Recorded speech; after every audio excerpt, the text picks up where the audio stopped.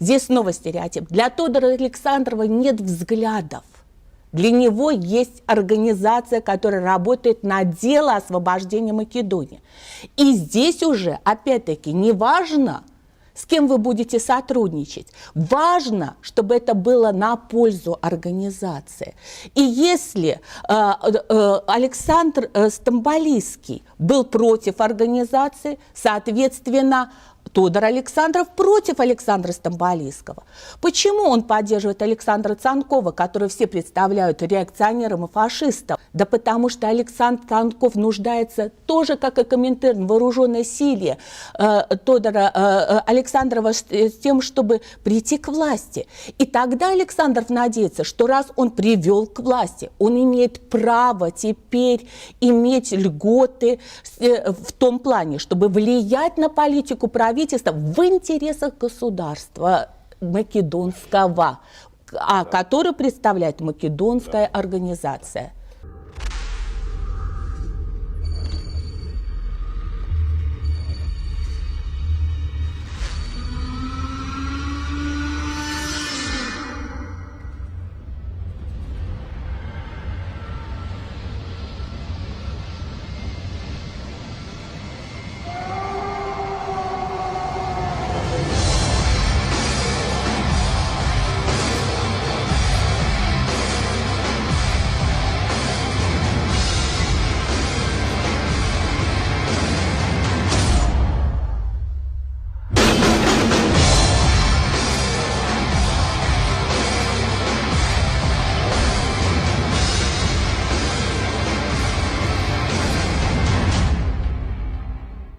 Од почетокот на 1922 година, вооружените акции на автономистичките чети на ВМРО на Тодор Александров земале голем замав на територијата на Вардарска Македонија.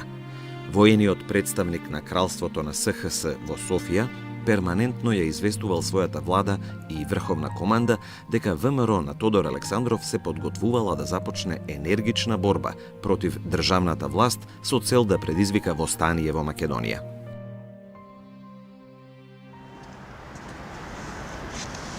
Во ваков дух била изјавата на Тодор Александров дадена за романскиот весник Универзум. Кога Македонија ќе реши да превземе акција, таа нема да ги поведе своите сили од Бугарија, туку од другата страна, од цела Македонија. На ваквата изјава на Тодор Александров се надоврзува и директивата на раководството на ВМРО издадена до војводите.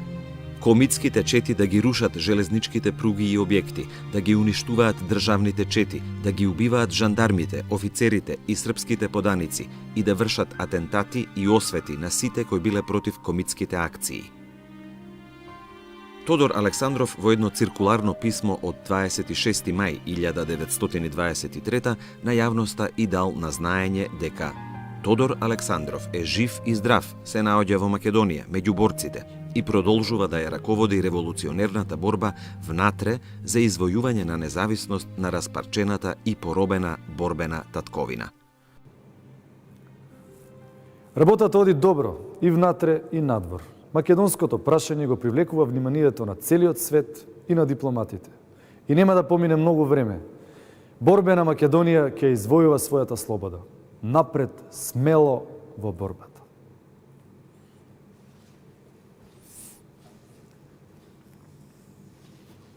Ние, например, тоа становиште на Александров, дека автономијата на Македонија во суштина не представува независност на Македонија како независна држава, во однос, например, на Бугарија, а во секој случај на Грција и на Србија, туку дека представувала само една преодна фаза која што ќе помогнела кон припојувањето на Македонија кон Бугарија, ќе забележиме дека постои се некаде до 1920 година, со известен прекин кој што ќе кажам тоа е во рамките на Балканските војни и во рамките на Првата светска војна, каде што има друго становиште. Тој во едно писмо на еден негов соработник Карамфилов 1919 година му пишува дека идејата за автономија на Македонија секогаш била разбрана како преодна фаза и дека Александар Александров толкова, дека така ја разбирале и основачите на револуционерната организација ТМРО, например. Мислејќи на Гоце Делчев, на Дамјан Груев, на Татарчев, мислејќи на Петар Попарсов и слично, меѓутоа сметам дека Александров тука го пренабрегнува фактот дека основачите во уставот на ТМРО од 1896 година зборува за полна политичка автономија на Македонија, што значи друг синоним за независна држава. И здесь происходит трагедия сталкивания дуализма в создании Тодора Александрова. С одной стороны, он македонский патриот, который выступает за независимую объединенную Македонию. С другой стороны, он признает себя как болгарин, и он хочет быть лоялен по отношению к болгарскому государству.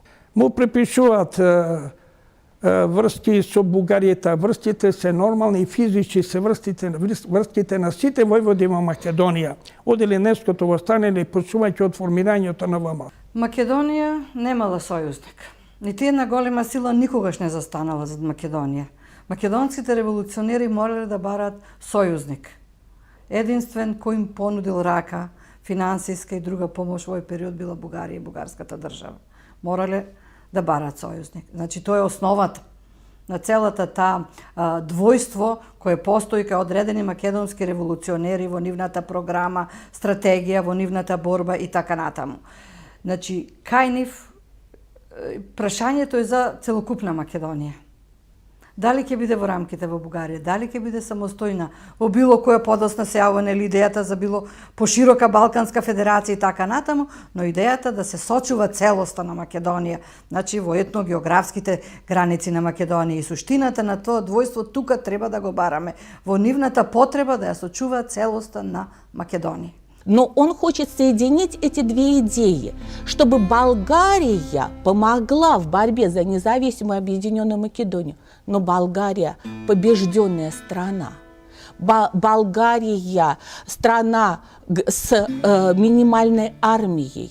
Большинство, если вы посмотрите на политическую сцену, большинство активных политиков – это бывшие офицеры, ставшие офицерами запаса. Значит, Болгария переживает настоящую трагедию. Не случайно это называется национальная трагедия. Переживает поражение после Первой мировой войны, и здесь она не может ничем помочь выполнению идеи создания независимой объединенной Македонии Тодору Александрову. Тој период е период на најголемата демистификација на Тодор Александров. Ако претходно имавме една мистификација, која што за жал траеше до 90-те години на векот, а за жал и во првите 10 години на независната македонска држава, се правеше една свесна мистификација за Тодор Александров. Дека бил таков, ваков, главорез, ова, тоа и што не. Меѓутоа има една изјава на неговиот главен идеолошки противник од тоа време, на Ѓорги Димитров, кој што вели дека не е точно дека Тодор Александров бил голем бугарски националист и тие работи терорист, убиец. Ако не бил бугарски националист, може да биде само македонски националист. А во тоа време не можело никако на подруг начин да се протолкува борбата на македонците, бидејќи не се дозволувало. Мораме нивното делување да го гледаме во контекст на едно време, во кое правото на државотворност на македонците беше одземено во Букуреш, не им се даде право на држава. Истото се повтори во Версај. Значи, народот беше изложен на насилство од физичко до духовно истребување. Така што македонските револуционери морале да најдат некаде место каде ќе живеат, место каде ќе делуваат, место каде ќе се хранат, ќе обстојуваат, тоа се живи луѓе, без оглед на тоа што тие си биле определени за една идеја за автономија на Македонија. А если вы говорите о близости с официальными кругами, такова была, к сожалению, история ВМРО. Что вы без этой близости могли бы сделать для организации? где база этой организации, где бы могли отдыхать ваши четники, а где они залечивали бы раны, эти четники, а каким бы образом вы собирали бы налоги? Это все вопросы. Мы же не живем в бездушном пространстве, мы реальные люди и знаем, чтобы какая-то организация действовала, ей нужны прежде всего база и деньги. Поэтому мы не можем обвинять их. Поэтому задача истории – объяснять, чтобы понять, а не для того, чтобы судить. Значи, автономијата на Македонија во различни периоди различно може да се толкува. Дел се приклонува кон бугарската држава, автономија во рамките на бугарската држава, но бугарската држава секогаш автономистичката идеја гледала како опасност за создавањето на целокупна Санстефанска Бугарија, бидејќи знае што значи сите балкански народи во нивната политичка програма прво добиле автономија, а постепено од таа автономија се издигнале во посебни национални држави. Значи автономијата била чекор кон државност и затоа многу им сметала на бугарските структури таа автономија која понекогаш знаеле децидно да ја кажат македонските револуционери. Во 1922 година Централниот комитет на ВМРО упатил привремени инструкции до пунктовите за формирање и поддржување на четите, подпишани од Тодор Александров, со следните позначајни директиви. Не може да се создаде чета, ниту да влезе во Македонија без знаење и одобрение на Централниот комитет на ВМРО, односно на Тодор Александров. Документ за минување на границата се дава за целата чета на името на војводата, со точен број на четниците, нивната маршрута, реонот што им е определен и со печат на Централниот комитет и подпис на Тодор Александров. За отстранување на негативните појави кај четите на теренот во Македонија, Тодор Александров со посебни писма од јули и август 1922 година ги повикал војводите да ги научат своите четници на ред и дисциплина, од нив да бараат да ги извршуваат правилата на пристојност и да не прават ништо со што се убива духот кај населението. А непокорните четници да се казнат и опоменат пред сите другари, а како крајна мерка да се обезоружат и испратат зад границата. Со желба да се осигури имотот и честа на членовите на ВМРО, Тодор Александров издал наредби во кои меѓу другото им се забранувало насилно одвлекување моми, како и наметнување за жена на момче кое што не ја сака или бара, женитбите да се одржуваат само ако момата и момчето се сакаат еден со друг или доброволно се согласат да се земат. Во октомври 1922 година Тодор Александров во името на Централниот комитет на ВМРО излегол со мемоар до Друштвото на народите во Женева и до председателите на владите на големите сили. Тој во името на населението барал создавање на една независна Македонија, ставена под заштита на Друштво на народите. Се со цел да се спроведат мирот и правото. И во оваа наша несрекна татковина да се запре крвопролевањето, кое што сега е неизбежно како на Балканот, така и во Македонија. Својот однос и почит кон великаните на македонската револуционерна организација, Тодор Александров ќе ги искаже и при прибирањето и сочувувањето на коските на Гоце Делчев. Во таа пригода, тој во писмото до Михаил Чаков од 2 август 1923 година напишал: Пријатен долг ми е да ви искажам особена благодарност од името на другарите борци за независна Македонија и од мене за оваа патриотска идеја да ги соберете и да ги сочувате светите коски на нашиот голем учител и водач Гоце Делчев, еден од основачите на ВМРО, и да го погребате во својот дом како светец. Со ова вие ќе добиете почит од денешна борбена и утрешна независна Македонија.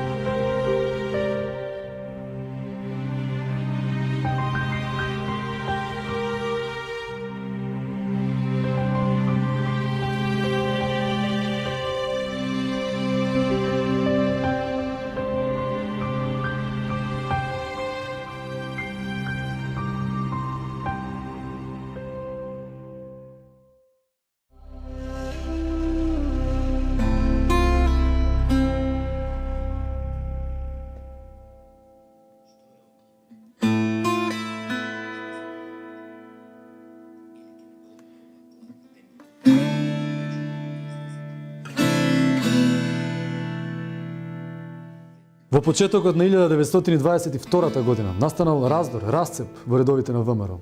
И оттаму се одделила една група предводена од Глигор Циклев, Тодор Паница, Стојан Мишев, Славе Иванов. И тие формирале нова организација, која што ја нарекле Македонска федеративна револуционерна организација. Ова федеративна револуционерна организација започнала жестока борба против автономистичката организација на Тодор Александров. И ова федеративна организација ја прифатила политиката и соработката пружена од земјоделската влада на Александар Стамболиски на кралството СХС.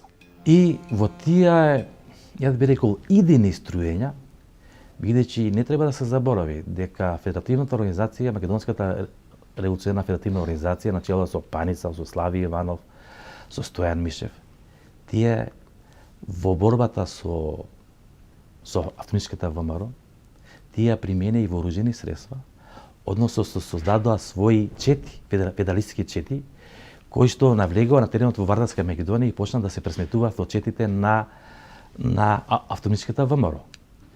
Тие на некој начин беа и стапи во служба на земјоделската влада на Стамболиски, кој што се разбира во договор во сојуз со владата на кралството на србите, хрватите и словенците, се стремеше, се обидуваше, и тоа и го направи, да ја забрани ВМРО во границите на Бугарија, да ги забрани со познатата Нишкиот договор од март 1923 година, да ја забрани активноста на ВМРО во границите на Бугарија. Во декември 1922 година Тодор Александров испратил ултимативно писмо до федералистите, во кое ги обвинувал за предавници, странски шпиони, странски платеници, престапници, и им изјавил отворено, им се заканил дека ќе ги употреби сите средства што ги има за да се пресмета со нив. Предизвикан од нивното одцепување од организацијата, а со цел зачувување на единството на ВМРО, Тодор Александров во едно писмо од септември 1922 година до Наум Томалевски, член на задграничното представништво на ВМРО, загрижено пишува: Жално е што нашиот народ толку лесно се дели, се оддава на разврат, на крајности, што е погубно за него. Историјата се повторува. Но јас длабоко во себе верувам дека ќе се најдат родолюбци кои ќе го запрат одењето удолу и ќе ни помогнат да тргнеме напред и угоре. Пресметувањата меѓу приврзаниците на федералистите и автономистичката ВМРО од есента 1922 година се претвориле во меѓусебно физичко ликвидирање. Улиците и кафеаните во Софија, Кюстендил, Неврокоп, Варна и други градови во Бугарија станале арена на самоистребување и братоубиства на македонците од двете организации. Со цел да го оневозможи влијанието на федералистите, кои со помош на земјоделската влада на Александар Стамболиски се утврдиле во градовите Неврокоп и Кюстендил, автономистичките чети на Тодор Александров најпрвин со помош на војводите Алеко Василев Пашата и Георгиј Атанасов на 16 октомври 1922 организирале масовен вооружен напад на Неврокоп и ги протерале федералистичките чети предводени од Тодор Паница, а на 4 декември истата година со помош на четите на Панчо Михајлов и Иван Јанев Брло и федералистите од Кюстендил. Акцијата на автономистичките чети на ВМРО значително го зголемила престижот на организацијата и на Тодор Александров сред политичките кругови во Бугарија, а посебно кај македонските братства во Бугарија.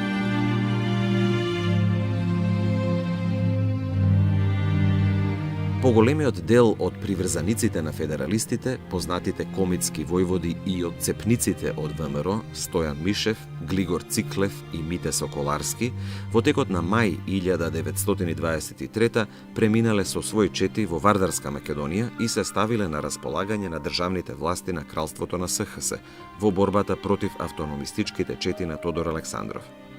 Од нивните чети и од домашните контрачети, во септември 1923 година во Штип било создадено Здружение против бугарските бандити, начело со Михајло Каламатиевиќ.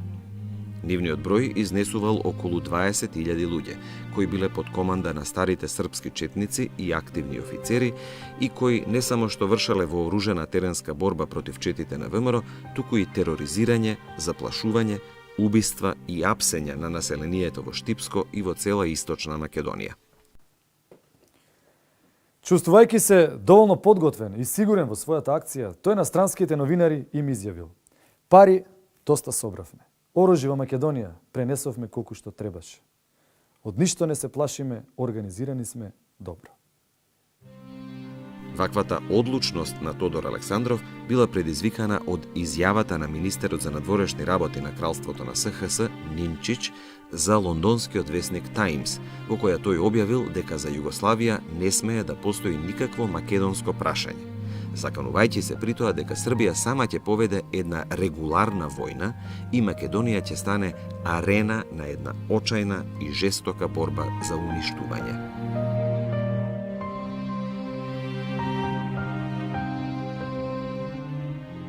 Во изјавата дадена на дописникот на весникот Таймс, Тодор Александров и самиот признал дека целта на ВМРО не е да анектира некаква територија, туку да го направи животот на владеечките власти невозможен, изјавувајќи при тоа дека водењето партизанска војна е единствено нејзино средство за борба.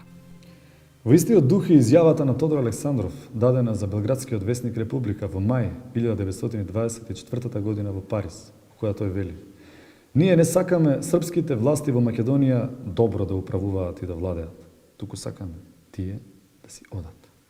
За доделување на посебни награди и признанија за сторените подвизи на комитите, Централниот комитет на ВМРО на почетокот на 1923 изработил и посебен правилник со таблица на награди, кои главно се состоеле од благодарници или подароци во оружје, двогледи, часовници или други скапоцени предмети, пари и наградни отсуства од 1 до 3 месеци. Централниот комитет на ВМРО бил мощно ригорозен во казнувањето на комитите за сторените дела, што ја компромитирале организацијата, а особено не им простувал на предавниците на организацијата. Пресудите обично претходеле со едно предупредително писмо, а секоја пресуда за казнување или убивање ја донесувал и подпишувал Тодор Александров.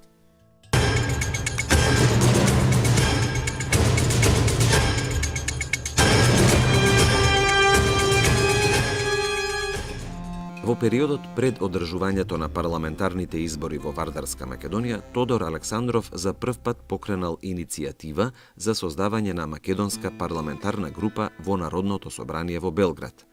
Во тајните циркуларни писма од 9 февруари и 20 март 1923 година, испратени до раководителите на окрузите и до околиските војводи во Вардарска Македонија, Тодор Александров им сугерирал да им се дозволи на членовите и на симпатизерите на ВМРО во секој округ да кандидираат на листите на српските партии добри, честни и смели родолюбци. Тодор Александров бил прагматичар. Тоа го докажува и повикот на внатрешната македонска револуционерна организација и лично подпишан од Тодор Александров за време на изборите во Кралството на СХС во 1920 година, и општинските и парламентарните избори. Од име на Централниот комитет на ВМРО се подпишал Тодор Александров во еден повик до неговите сограѓани во Штип да гласаат за припадниците на Комунистичката партија на Југославија, затоа што Александров сметал дека од сите политички партии во Кралството на СХС комунистите имале колку толку правилен став во поглед на македонското прашање. Александров сметал дека доколку влезат некои пратеници од територијата на Македонија во парламентот на Кралството на СХС, а ако се македонци по националност, тие треба да формираат посебна македонска парламентарна група, која што со тек на времето требало да ги артикулира барањата за решавање на македонското прашање, односно да ги пренесува лично и ставовите на ВМРО и на Тодор Александров во поглед на македонското прашање. Кога ќе се конституира собранието во Белград, избраните македонски пратеници да се откажат од партиите на чии листи се избрани и да се прогласат за посебна македонска парламентарна група. Во писмата тој препорачувал сите избрани пратеници и членови и симпатизери на организацијата да поднесат писмени изјави до Централниот комитет на ВМРО дека се задолжуваат да го покренуваат од говорницата на Народното собрание македонското прашање, инсистирајќи за создавање целокупна независна Македонија. Вооружената активност на четите на ВМРО особено се засилила во периодот на преземањето на заедничките мерки на владата на Кралството на СХС и на земјоделската влада на Александар Стамболиски за забрана на комитските акции во Вардарска Македонија. Тоа е периодот кога Вардарска Македонија, сегашниот дел на Македонија, е под жестока српска окупација. Тамошните македонци немаат апсолутно никакви права и се изложени на жесток чин на асимилација. Српската колонизација во Македонија се спроведува во периодот меѓу двете светски војни со цел асимилација и денационализација на македонскиот народ. Српската политика настојувала во Македонија да насели така наречени национално свесни елементи, односно учесници во Балканските војни, докажани борци за српството кои требале да го асимилираат македонскиот народ. Покрај нив се разбира, покрај ова српска колонизација која требаше да ја разбие етничката целост на Македонија, исто така постоеше еден силен репресивен полициски апарат, бидејќи од 17.000 џандари во Југославија 12.000 беа сместени во Македонија, што значи имаше еден огромен систем на терор и насилство. Четите на ВМРО презеле бројни вооружени напади во источниот дел на Вардарска Македонија. Така, во јануари 1923 година, комитската чета под водство на војвода Иван Јанев Брло го нападнала и запалила селото Кадрифаково, убивајќи притоа 23 колонисти и членови на нивните семејства. Тоа е било повод Тодор Александров отворено со специјално писмо да им се закани на колонистите во Македонија да се вратат таму од каде што дошле. Исто така им напишал дека вас ќе ве снајде истото што ги снајде некој од србите таа вечер во село Кадрифаково. На крајот од писмото напишал дека нема да ги остави намира управниците на распарчена Македонија, дека нема да има мир на Балканот, се додека не се создаде една независна Македонија. Исто така, тој напишал дека нема да запрат крвопролевањата додека честно и совесно не се исполнат 14 точки на Вилсон. Како одговор на засилените комитски напади, а пред се за да се одмазди за убиствата на колонистите во село Кадрифаково, по наредба на жупанот Добрица Матковиќ во село Гарван, Радовишко, на 3 март 1923 биле застрелани 28 селани, меѓу кои и 3 деца од 13 до 18 години, а на селото било стрелано со артилериски оган. ВМРО во Пиринска Македонија била организирана со полувоен карактер, еден вид помошна организација за вооружените акции во другите два дела на окупирана Македонија. Тодор Александров во името на Централниот комитет на ВМРО на 22 август 1922 година упатил циркуларно писмо до раководителите на окрузите и до околиските нелегални групи во Пиринска Македонија. Тој во циркуларното писмо од името на Централниот комитет на ВМРО им соопштил дека решил да се обнови и да се реорганизира организацијата во тој крај како помошна на ВМРО, со цел да ја помага морално и материјално ВМРО во деловите на Македонија поробени под Србија и под Грција. Во писмото тој исто така изјавил дека ВМРО е самостојна и безпартиска организација и нема да се меша во партиските борби на Бугарија. На тој начин, во редовите на автономистичката ВМРО на Тодор Александров се вклучиле и поголем број следбеници на Јане Сандански и лево ориентирани македонски патриоти. Централниот комитет на ВМРО на 5 септември 1922 со подпис на Тодор Александров донел привремени наредби во кои за прв пат Пиринска Македонија ја нарекува Македонија под бугарска власт и во кои ги известил дека организацијата се обновува и се реорганизира како помошна на револуционерната организација во деловите на Македонија поробени од Србија и од Грција, а со заедничка цел единствена внатрешна македонска револуционерна организација и создавање една автономна или независна држава од цела Македонија во незините етнографски и географски граници. Во привремените наредби, Тодор Александров им дал на знаење на околиските и местните раководни тела на организацијата дека ВМРО во Пиринска Македонија е тајна, нелегална, односно конспиративна, непартиска и не се меша во внатрешните борби на Бугарија и дека будно ќе бдее да не дозволи никому да се служи со Македонија како со монета за подкусурување и со македонското дело з лични партиски цели. Кон крајот на 1922 година, автономистичката ВМРО на Тодор Александров наполно ја презела контролата на политичката состојба во Пиринска Македонија, претворајќи го овој дел на Македонија во основна база на својата организација. Покрај тоа, организацијата вовела своји даноци и судство, наложувала казни и пресуди на сите оние кои не се придржувале кон незините наредби, како и на членовите кои ја компрометирале организацијата и слично.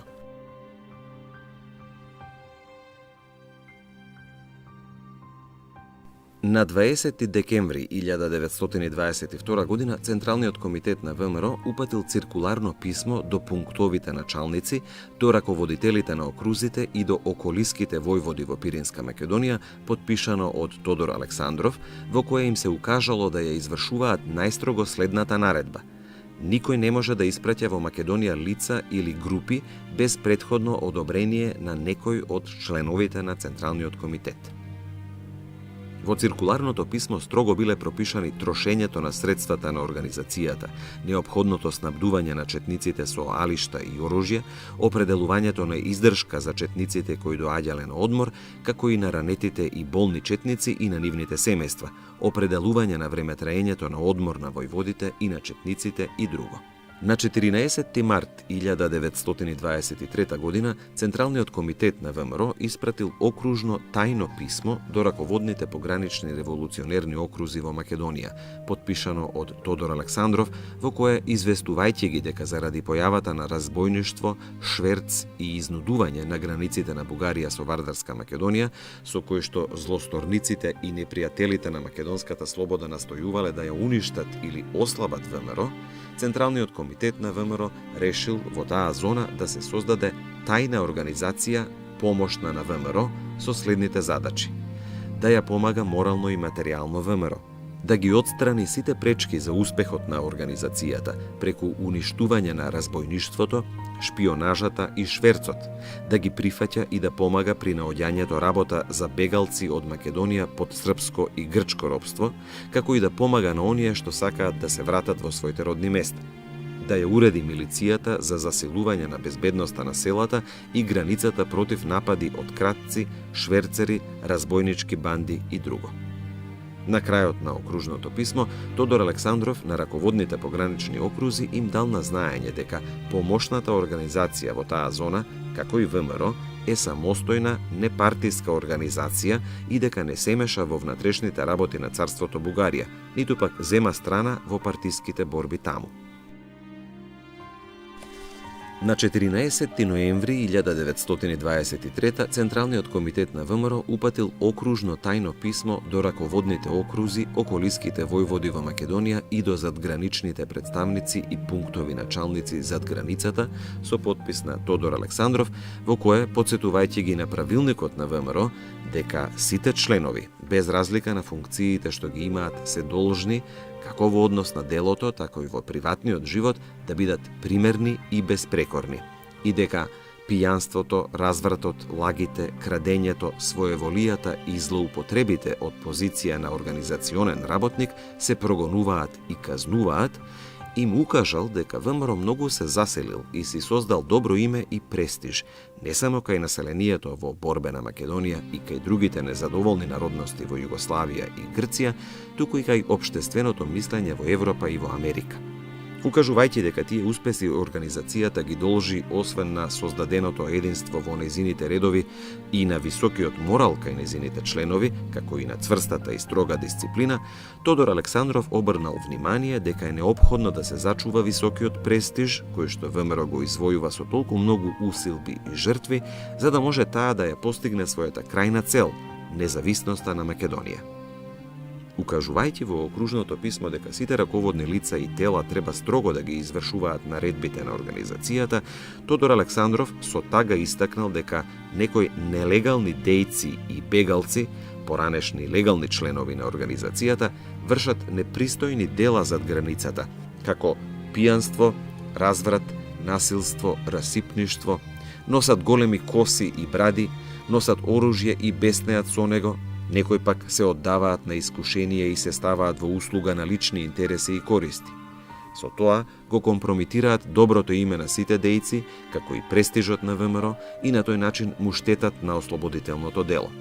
Давајќи насоки за нивно надминување и извршување на неопходните директиви, Тодор Александров окружното писмо го завршил со следниот апел.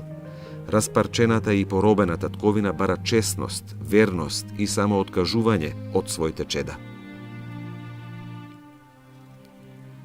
Затврстувајќи ги своите позиции во Пиринска Македонија, својата главна политичка акција Тодор Александров ја насочил против политиката на земјоделската влада, која била против комитските акции на ВМРО.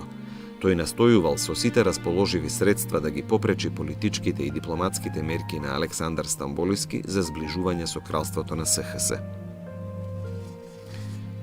Насочувајќи го својот главен удар против председателот на земјоделската влада Александар Стамболиски, Тодор Александров на 10 април 1923 му упатил последно предупредување во кое се заканил дека ако во Македонија под бугарска власт, односно во Пиринска Македонија, испратите разбойници, федералисти и оранжевогвардејци, ВМРО ќе го смета одговорен заедно со неговите министри и истомисленици. Прв на удар бил Александар Димитров, министер за внатрешни работи и на војската, еден од најблиските соработници на Александар Стамболиски, кој добил задача да ја парализира и да ја осуети секоја акција на автономистичката ВМРО и во договор со председателот на владата на кралството на СХС, Никола Пашиć, да ги прекине комитските вооружени акции на ВМРО, кои според нив представувале единствено јаболко на раздорот меѓу двете соседни земји. Во септември 1920 година Тодор Александров на Александар Димитров му испратил застрашувачко писмо, насловено како прво предупредување, во кое му напишал: заради мерките што ги превземал против автономистичките чети и заради формирање на федералистичките чети и нивно испраќање во Вардарска Македонија, тој му се заканил дека без друго ќе се скрши главата. А на 21. октомври 1921 година тој бил убиен од војводите Панчо Михајлов и Иван Јанев Брљо.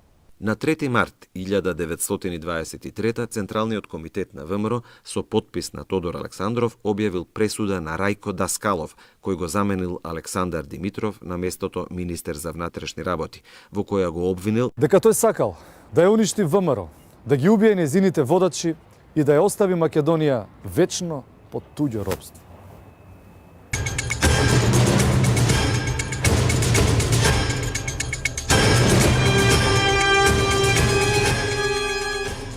Оваа пресуда била извршена на 26 август 1923 во Прага, каде што по превратот над земјоделската влада од 9 јуни 1923 Рајко Даскалов беше избегал.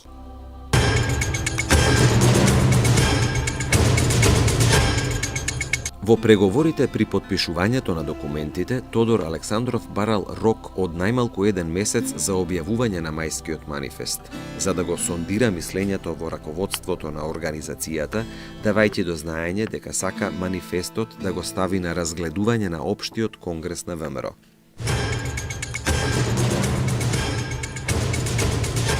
Тодор Александров е убиен 31. август 1924 година во село Лопово, Мелничко.